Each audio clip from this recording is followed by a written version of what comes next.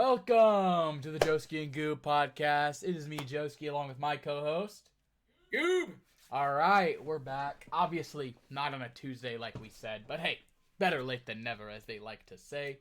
It's only Thursday. We missed it by a couple days. We're fine. We got some stuff to talk about today. A lot of stuff going on. NFL coaching changes.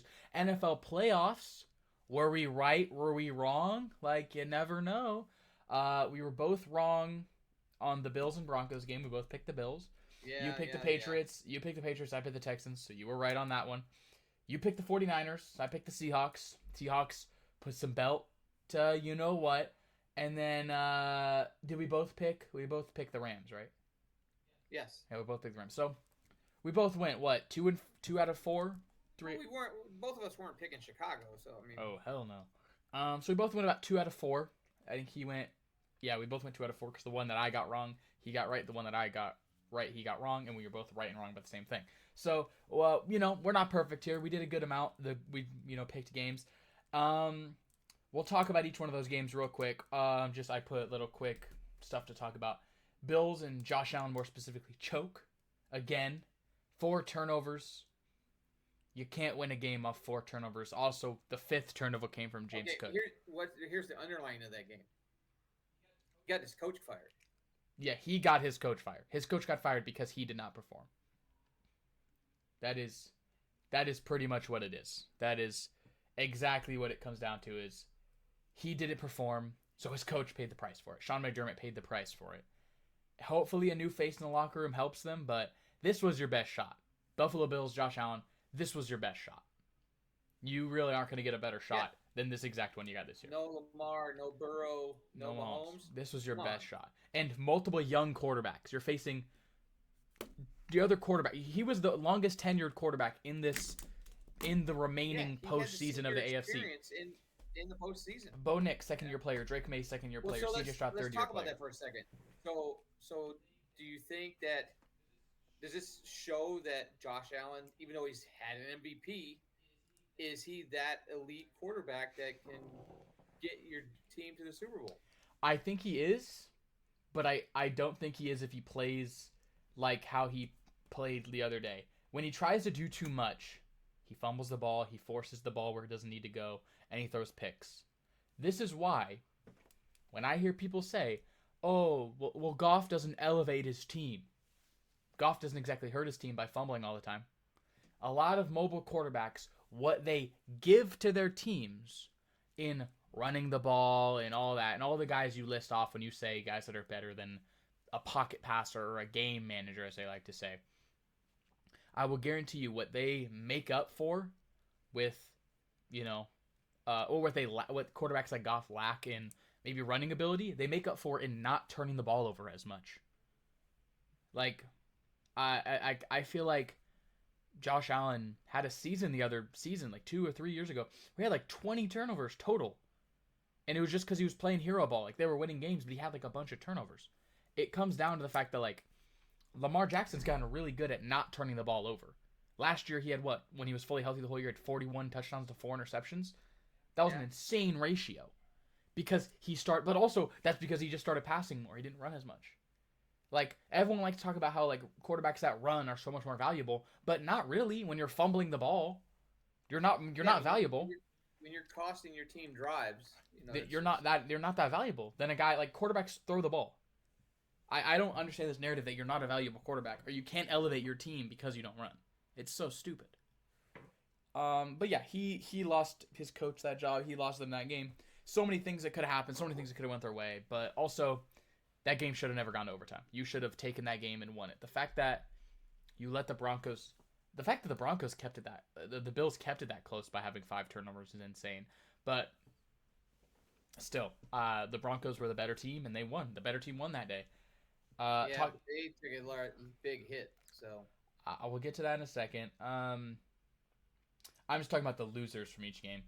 Yeah. CJ Stroud, 4 interceptions. Somehow we saw Josh Allen throw 2 interceptions, have 2 fumbles, and then we had someone do that in one half. We had CJ Stroud go out there and play worse than Josh Allen did the next day. It's like, how could that get much worse? I believed in the Texans defense, and the Texans defense kept that game close. Oh Only yeah, losing by 12.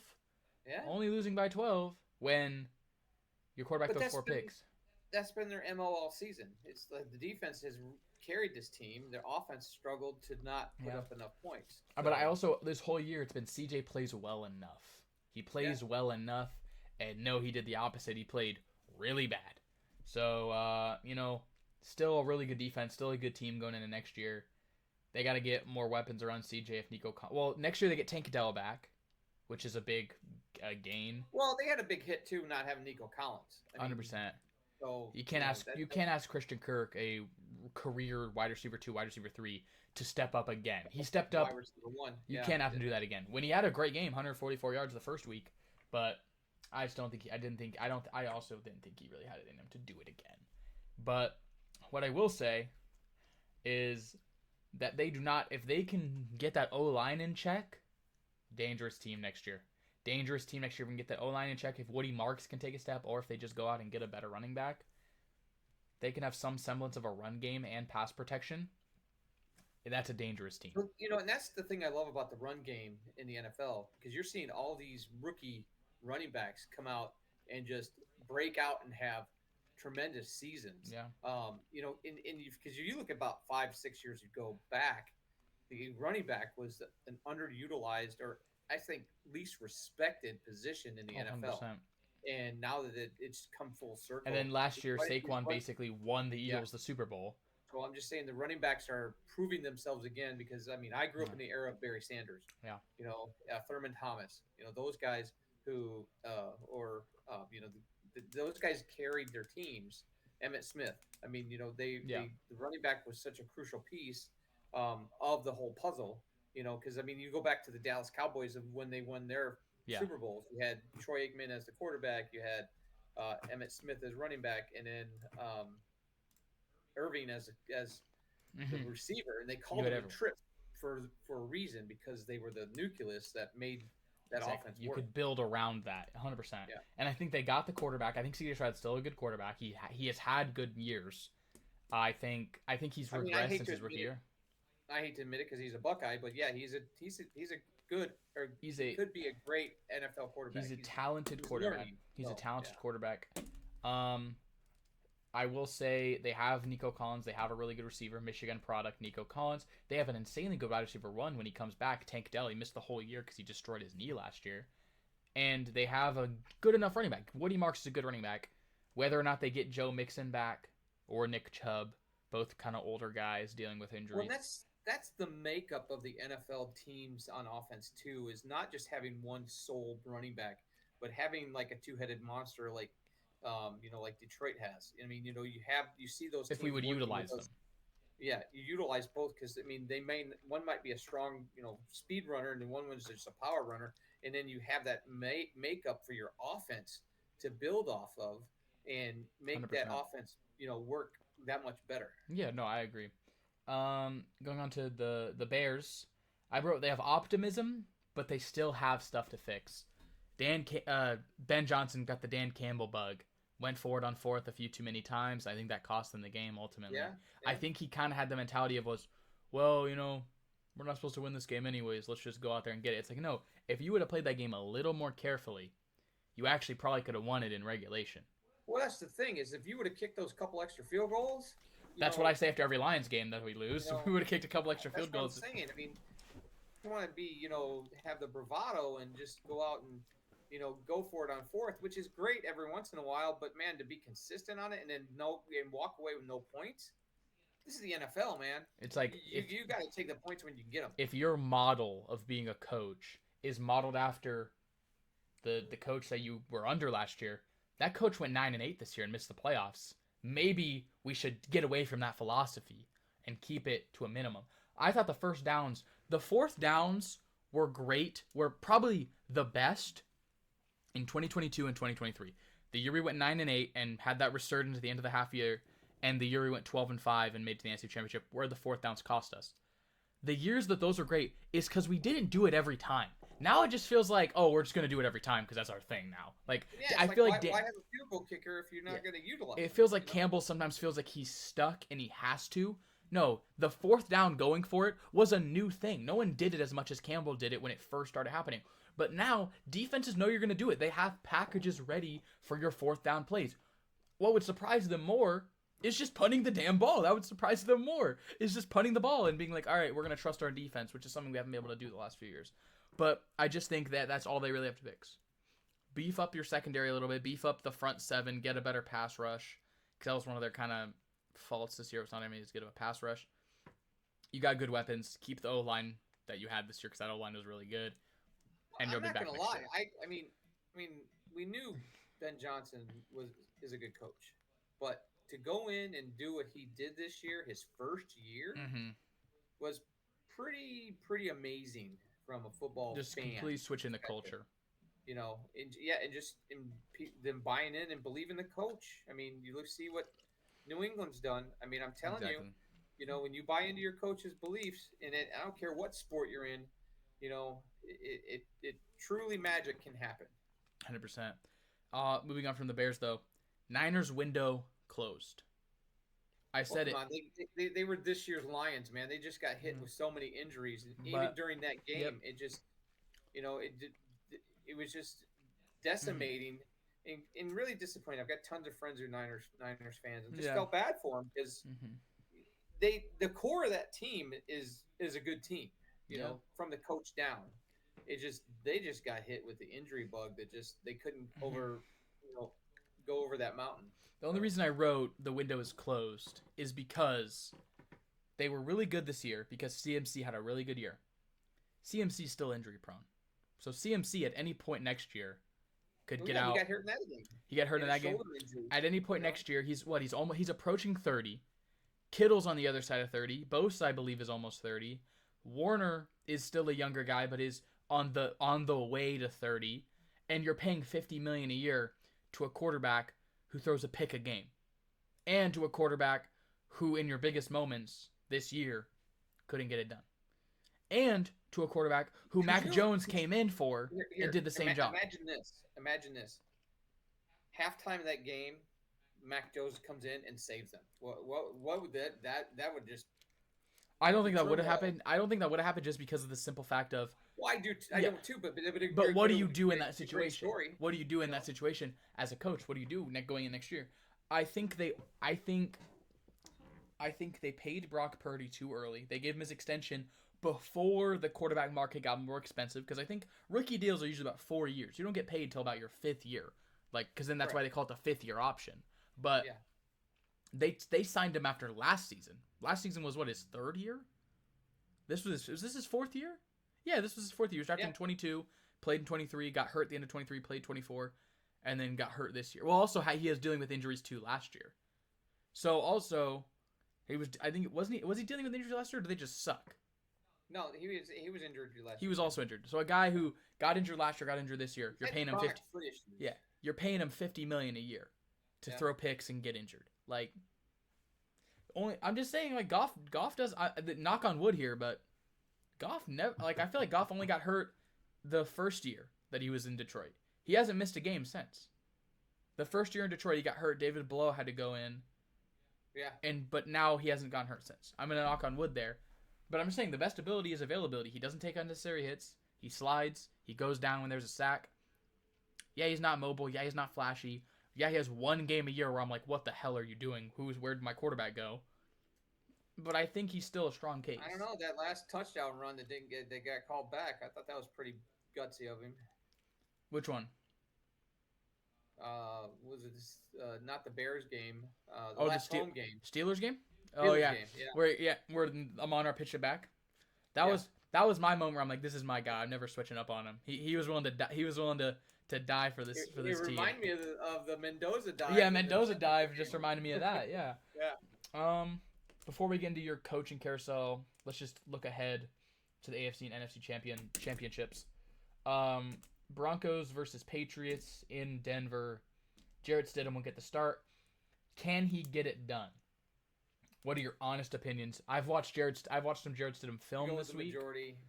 I'm going with the majority. He can't get it done. He hasn't thrown a pass in 2 years. I mean, and they don't have a good, solid running game. So, I mean, they don't have a running game that can support him. Yeah. So.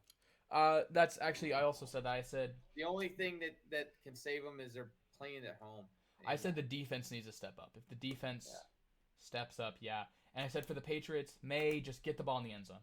Few times, get the ball in the end zone 1 or 2, 3 times, get a field goal. You can beat and the I'm stand. and I'm not gonna lie. I mean, I knew May was good coming out of college. I didn't expect him to be this good this soon. Hmm. So I think, I mean, and I'm tired of the people wanting to contrast him against Brady. It's yeah, apples to yeah, oranges. It's not apples to apples, man. Two totally different guy. You know, um, he's got a long ways to go to get up to that level, but he's definitely making yeah. progress in the early years of his career. I believe after the 2024 draft was an early version of our podcast. It was a very early version of our podcast. We graded that draft, and I think we were both really high on May. We were both really. If I can pull No, I that think up, yeah, if I can yeah. pull that up, eventually I'll No, find it. I believe you're right. Because he came out of North North Carolina Carolina. He was a and he third did pick. really well in college. So I also remember from that you saying Caleb Williams was going to be a bust. But hey, we can't all see the future and of him getting banged well, up. his first year, come on, his first year, He did play bad his not first so year. good. And then he got a coach. He Yeah. got a head coach that could work with No him. one could have So predicted he would have gotten a head coach. I'm messing with you, obviously.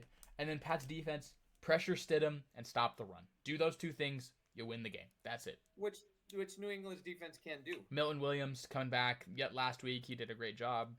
He was really. I think if the Pats defense can get to Stidham and shake him up early, And then he won't game recover. over. Yeah. 100% he will not be able to recover from that, I think. But also I also do think that you need as a defense to still first force turnovers. You need Stidham to. I think Stidham might throw a pick or two, but if he throws a pick or two early, I think he might just get loose and be like, "All right, fuck it." At this point, I'm so sorry. Oh my gosh, I swore on the podcast. Oh my god, I'm so sorry, guys. Uh, Color commentating right there. yeah, I'm so sorry. Oh my also yeah, those my internet started going quiet there. You started getting all fuzzy for me. Uh, he might just say, "All right, screw it. Let's go and let's just chuck this ball. Let's just throw the football." Is what I was trying to get at there. I'm picking the Patriots. I'm still picking the Patriots. Do you have anything to say about that? Do you pick the Patriots as well? No, I'm taking the Patriots. Yeah. Okay, I'm taking the I Patriots. mean, I like Vrabel. I mean, I think he's a good coach.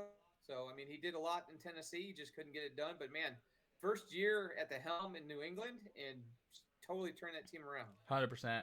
But I've been preaching. When players have buy-in with their coaches, because coaches have been players, you turn things around. Dan Campbell's a prime example of that. So 100%. I think there's a slim chance, and there's part of me that wants the Broncos to win because I want a Nick Foles story against the Patriots again, backup quarterback going against the Patriots. But I don't think that'll happen. But what I do think, what I no, want, being a Raiders guy, I don't want the Broncos to win. So yeah. But Stidham used to be a Raider. Stidham was a Raider for a little bit. Raiders have sucked for so long. I can't remember who was there. So. All right, so we're both going Patriots. All right. Seahawks and Rams. They split the regular season series 1-1. My notes for these are 4 people I have notes for. 1 of which is a player, 3 of which are coaches. Darnold, get the ball out quick. They're gonna try to pressure you. They know how to beat you. They beat you in the playoffs last year by sacking you 9 times. Clint Kubiak, offensive coordinator. He's gonna be the caveat of that game. If he has a good game, they'll win. If he does not have a good game, they will lose. I mean, he didn't have the best of a game the second time they played when they had the comeback, and they still won. There's been games where he doesn't play that well, and he still wins. So I mean, well, yeah, but that wasn't the NFC Championship. I'm sorry, it's totally different. That's true. Clint Kubiak get the run game in sync. You know, if you can get Kenneth Walker going without Zach Charbonnet, Kenneth Walker took over that game without Charbonnet last week, and Charbonnet's out. Yeah, Charbonnet's done. Yeah, no, he's torn ACL, hurt. I think that might play a factor, but like you said, if it just depends. So. Walker was a dog in college. I think I still believe in him. I think he's gonna do very well. McVay, stay aggressive. If you get up, stay aggressive. You kept the Bears in that game by not being aggressive enough. Yeah, the game should not have gone to Don't overtime. be afraid to just pound the ball with Kyron Williams and Blake Corum. Don't be afraid to do it. You don't have to be afraid. They're good running backs. Just go play football. That's all you got to do is go smash mouth down the throat football. Chris Shula pressure Darnold. Last week he picked apart that he actually didn't even need to. Only had 124 yards, but they were up the whole game. He only had 38.6% of his passes under pressure last week. In the comeback victory, when the Rams lost to them, he only had 33.8% of passes under pressure. And even in the game where they beat them and Darnold threw 4 picks, they only got to him at a rate of 26.7% passes under pressure. Your passes under pressure, you need, if you can get that to a 40%, Darnold struggles. I don't know if my stats app will track this, but I want to see if passes under pressure, if they had it for last year's NFC game when you beat them. No, they don't have it. The number was about 40%. If you can get him to have 40% of pressure on his dropbacks, you can force him into turnovers, you can win the game. You can sack him 9 times, like he did last year when he was on the Vikings. You got a good shot. But big storyline, JSN versus Puka Nacua. Who do you think has a better performance this weekend? I'm gonna say Smith Najigba. I think he's gonna have a great game. I think, like I said, if Darnold doesn't get spooked and doesn't get rattled out of his cage, he can get him the ball, and it's gonna make a big difference in this week's game. 100%. I agree. I think JSN's going to have a better game. I think the Seahawks are going to have a better game. I've said this since we went to the Lions game against the Rams in SoFi Stadium. The Rams were my pick to win the Super Bowl, and I think I've been afraid. To kind of pick anyone else. I think the Seahawks win this game this Sunday. I think the Seahawks win this game, and I think we get a Patriots-Seahawks Super Bowl once again. Yeah, hopefully Seattle won't try to throw on the end zone. I think though with the Seahawks, I think you get a rematch no matter what, because I personally think the Patriots are going to automatically win the AFC Championship. You get a rematch no matter what. You either get Super Bowl 53, as well as the first Super Bowl that the Patriots ever won with Brady against the Rams way early in his career, or you get Seahawks Patriots. Run the Kenneth Walker on the 1-yard line, run the ball, or Marshawn Lynch to a 1-day contract.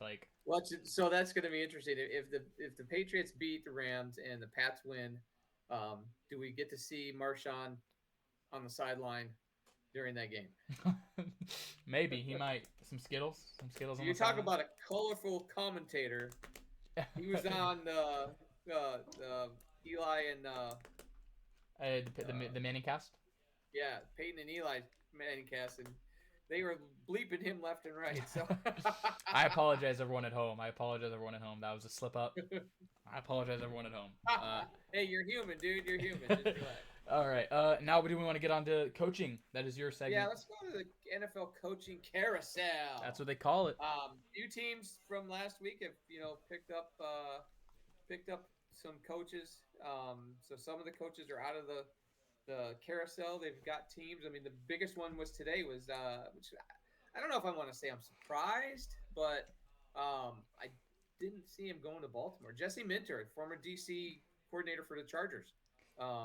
But he does have a history. He did, coach under the other Harbaugh brother. Yeah, so they're probably in Baltimore. So he's got history there. So Yeah. it make Baltimore makes sense to bring somebody who knows the lay of the land, so to speak.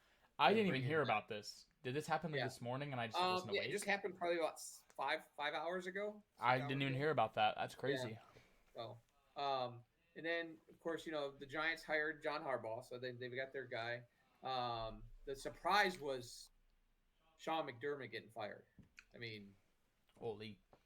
So with that being said, I'm kind of worried. If Dan Campbell can't get this done next year, is Detroit going to move on? I mean, these guys are getting fired for just very minimal reasons. I think they would have to axe him and Holmes, because I feel like him and Brad Holmes came at the same time. They're a package deal. If one of them gets fired, you got to fire the other one. And then most of the coaches that are getting fired, the GMs are getting let go too. So I mean, I do think,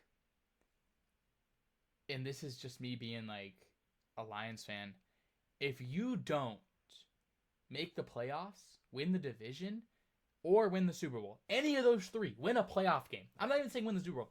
Win a playoff game next year. We haven't won a playoff game in over 2 years. And I get that's we had a 31-year drought, but guess what? I watched a playoff win. I want more. I want more, okay? And you're talking to for most Lions fans. And I'm just saying, next year's the perfect scenario. Have you guys seen our schedule? That's a cakewalk. Yeah. Let's just pretty much what the Bears had this year. So yeah, anyways, yeah, you go ahead. I'm gonna grab the schedule. So then, Tennessee hired Sala from the DC from San Francisco. That's not a bad pickup. No, I think that's gonna work out for him because New York, when he was in New York, he was in a winless situation. I mean, come on. Oh, 100%. I don't know why guys want to go to the Jets. I mean, the management there and just I just don't get it. But I don't think anyone. I feel sorry for Jets fans. And then Atlanta hires Stefanski. So, which I think is a good hire. I think it'll be interesting with Matt Ryan as the president of football operations, I believe. Operations. So yeah, that'll be interesting. But so here's a recap. So as I believe Arizona still does not have a coach. Cleveland, Las Vegas, Pittsburgh, and Miami are still searching for their coach. And Buffalo. Technically, Buffalo doesn't have a coach either. Oh, Buffalo too, yeah. So, yeah. What do you think happens first? Do you think McDermott gets hired somewhere else? Or do you think Buffalo hires a coach? What do you think happens first? I think McDermott gets hired as a coach. He's not taking the year off like Tomlinson wants to. I think he's just going to try to get back out there, yeah. It'd be interesting to see him, and this is my gut feeling, I could see him in Miami. He just goes to division and says, "I'm going to beat you twice a year." Exactly. Yeah. I like a hire that's like, "Hey, we know this guy either left or was already in this division and hates the other teams in this division. Let's go get that guy." I like that. I think that's always great. Yeah. He's like, "Yeah, there's some actual hate there. Not hate, resentment, we'll say. Like, hey, you fired me after I gave you winning seasons." Didn't miss the playoffs for like 8 years. This guy made the playoffs almost every year. And I'm going to go to a team in the division and make sure you never make it to the playoffs. Exactly. I think if Miami can get the right quarterback, McDermott can get there.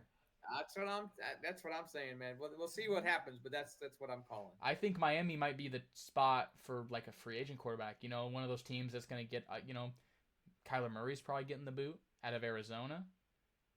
Tua's probably out of Miami. Yeah. Send Kyler over to Miami, and you just do a complete quarterback swap. Kyler over to Miami, Tua to Arizona. 2 quarterbacks just needing a change of scenery. Kyler gets a prove it deal, like a 1 year, like Baker Mayfield had with the Bucs a few years back. Like, hey, you got 1 year, show what you got. Could be nice. Working with Devon Achane, 2 smaller guys, but. Really it quick. Depends on your OC. It depends on. I mean, you say change of scenery. That's great, but it just depends on your coaching staff too. So 100%. Yeah. And I just off track here. Lions home opponents next year, obviously Bears, Packers, Vikings, Buccaneers, Saints, Patriots, Jets, Giants, Titans. Oh my goodness, home. That's at home. Well, I think that with Harbaugh going to New York, I think that Giants game is going to be a little bit more difficult than before.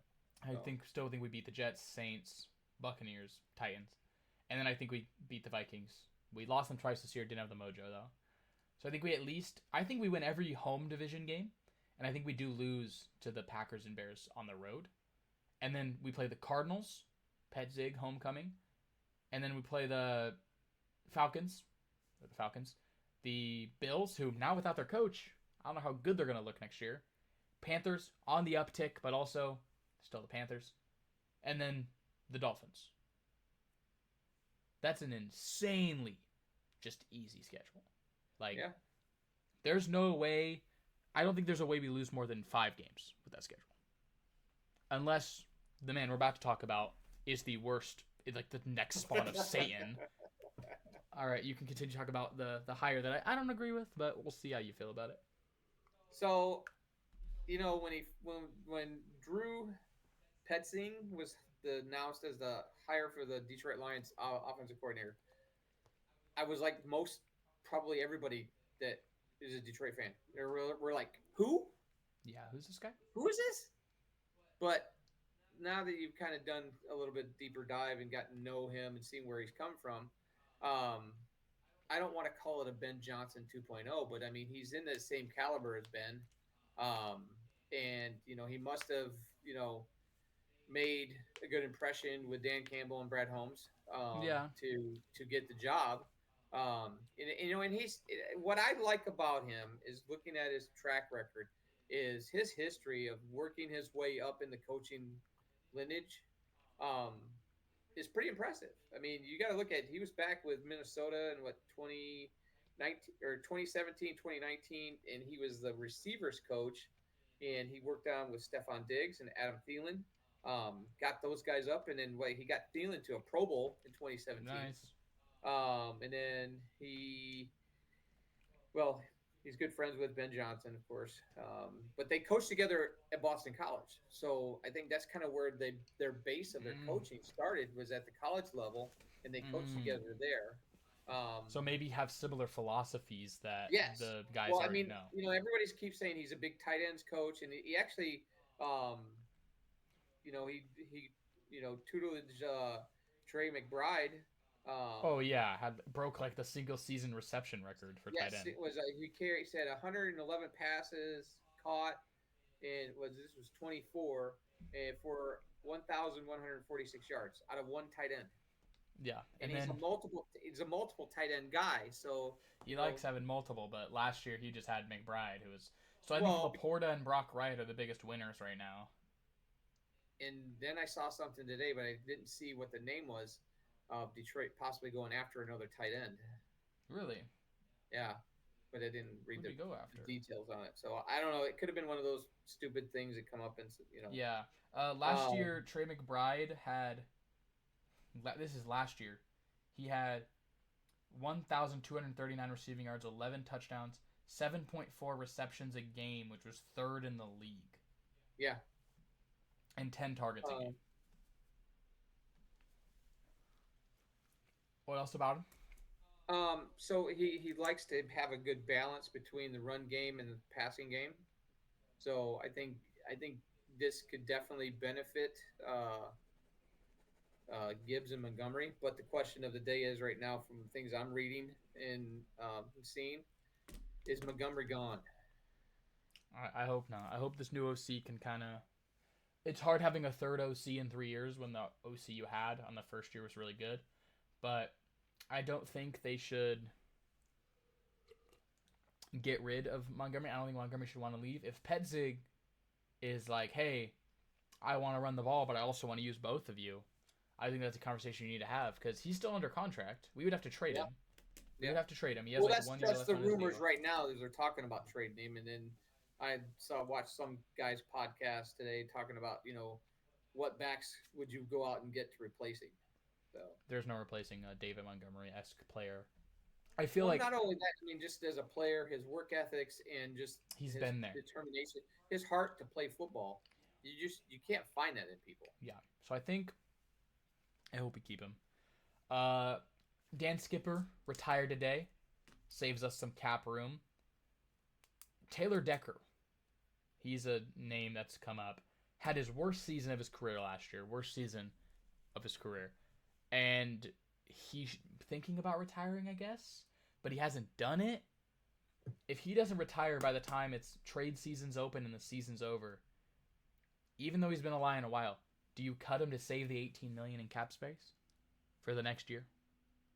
Yeah, I mean, you gotta do something with the draft, and you got to do something with free agency. Because we better go tackle first round. We better go tackle first round to build that O line back up. I mean, because really the only guy that's left is Sewell.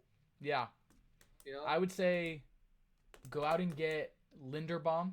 Is going to be like one of the top tight end or free agent centers? Go out and get him.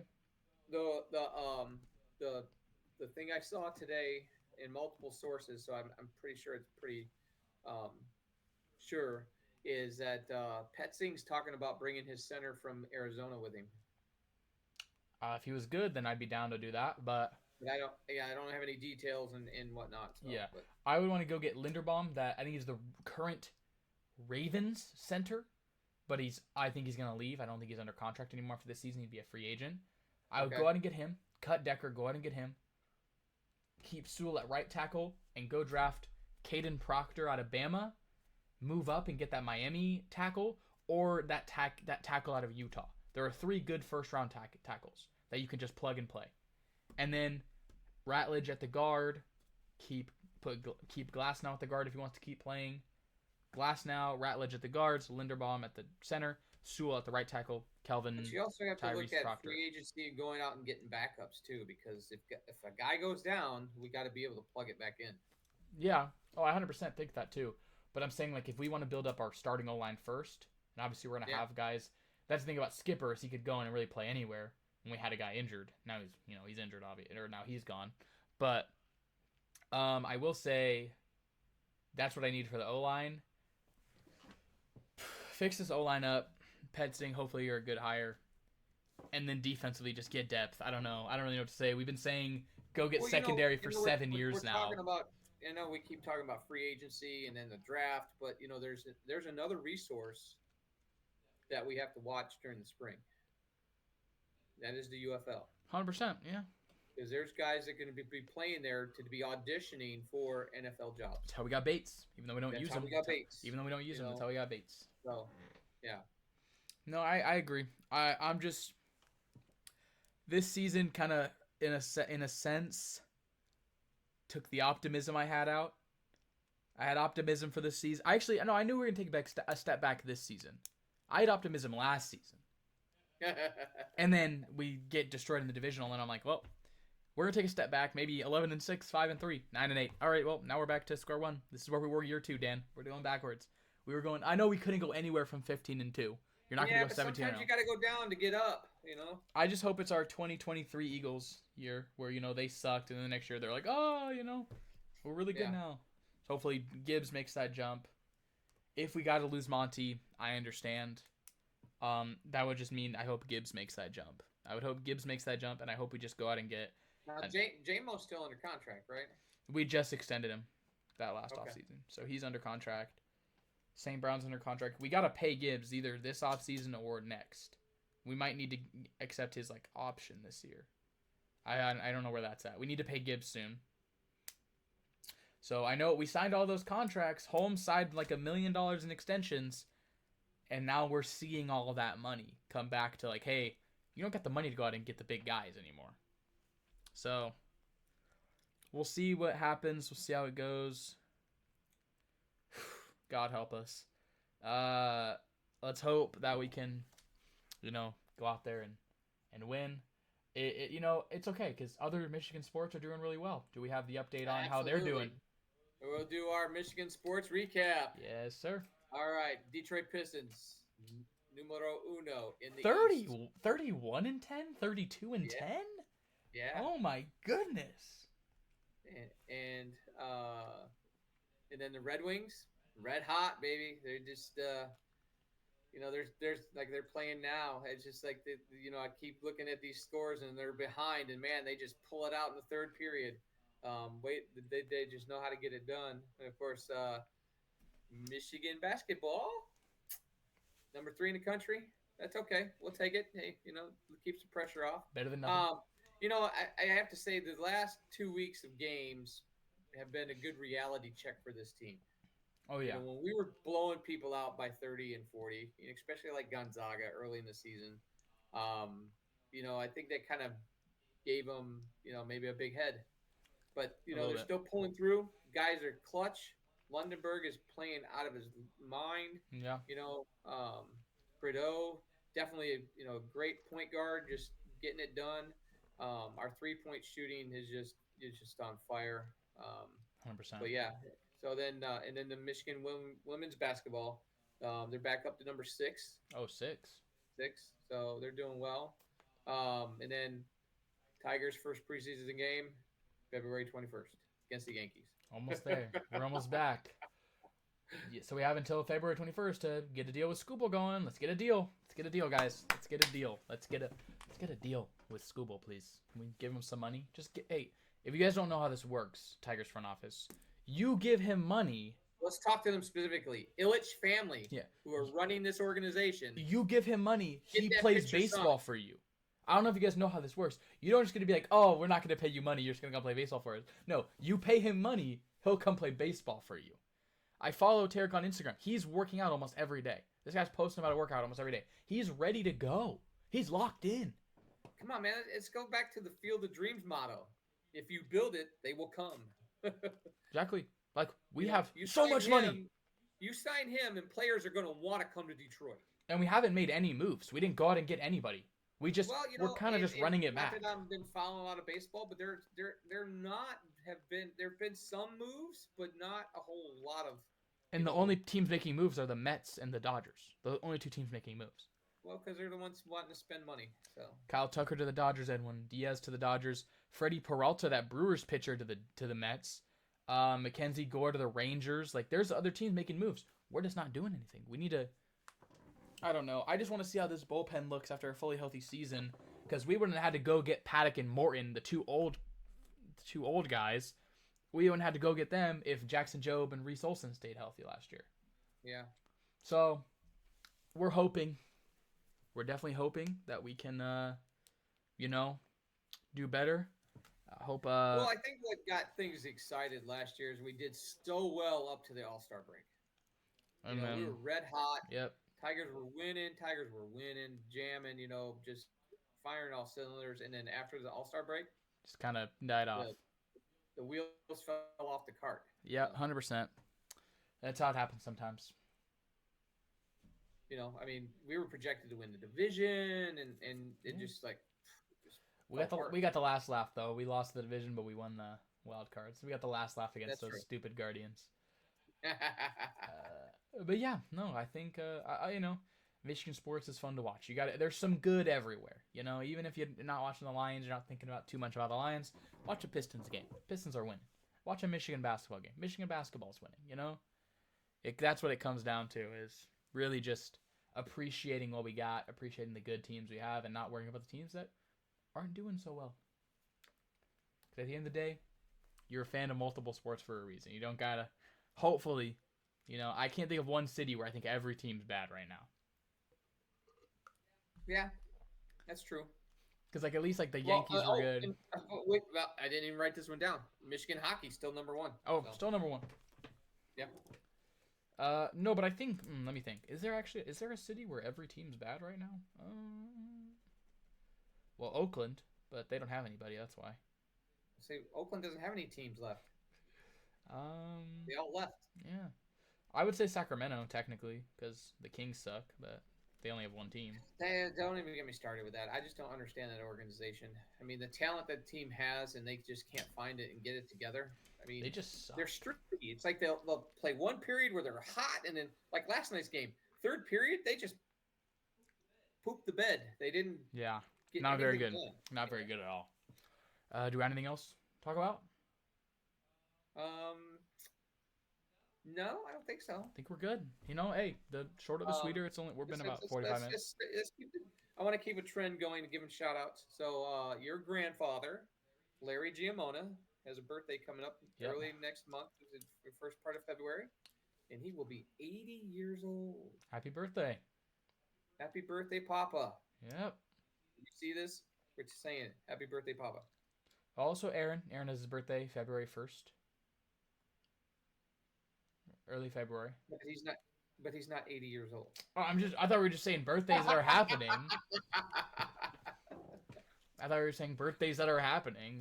We got birthdays next week. Well, you got to throw it out there. You got to tell people who watch, tell people who Aaron is. That was my stepdad. Yeah, I mean. There you go. All yeah. Right, okay. I mean, you just don't. Oh, Aaron's turning. Mostly family watches our show at the moment, so I didn't think I had to add context right now. Yeah, but you got to think outside the box, man. We're gaining viewers. We're getting there. All right, guys. Thank you guys so much for watching the show. And ESPN's calling tomorrow, and I can quit my job. No. Tomorrow? I just got a job. All right. Well, I will. We'll see you guys next time. Hopefully Tuesday. We'll. Hey, guys. The best we can do is try. All right. If not, it was a little easier when we had the time. least we got this week. So We got one all out, right, and we're everybody, good to go. have a great week. We will see you next week. Have a wonderful week, guys. Peace out. Joski And Goob. and Goob out. Out.